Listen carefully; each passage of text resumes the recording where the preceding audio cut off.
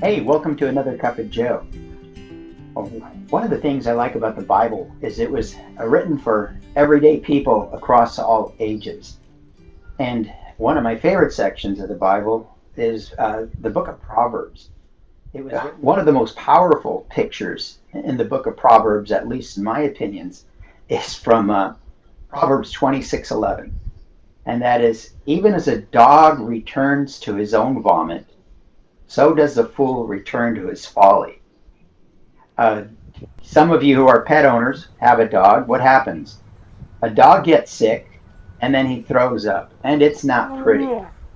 But one of the grossest things you'll ever see is, what does a dog do after he throws up? He goes back to the same thing that made him sick, and oftentimes he'll go back and eat it. And if that doesn't make you gag, I don't know what will. But when we apply that to our own lives, this picture that Solomon has painted for us is we see over and over again. It's easy to see with the drug addict who keeps going back to drugs, even though it's killing him. The alcoholic who goes back to alcohol, despite the fact that it's destroying his life, his work, his relationships. But even more so, there's a folly that each of us battles, I think. And folly is just foolishness. So those things that don't serve to build us up or elevate us, but take away from our lives. What's your folly that we struggle with is often the question we have to ask ourselves.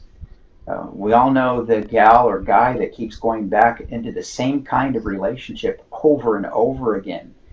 The kind you want to go to and just go, hey, girlfriend, there's a reason arranged marriages work, because you just ain't good at this.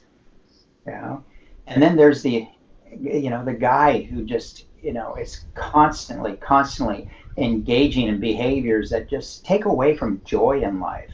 Returning to things like pornography or multiple relationships where there's no substance and just self-seeking pleasure time and time again.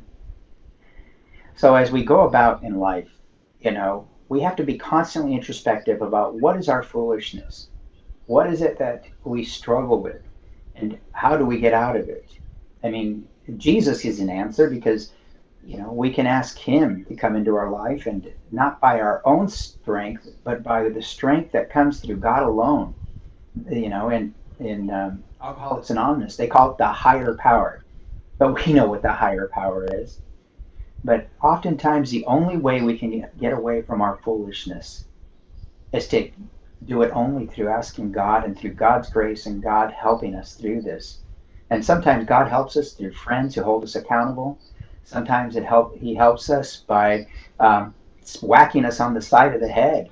You end up going to jail. You end up getting divorced. You end up in, a serious hurt. And hopefully you learn. In Spanish, you go, así aprendas.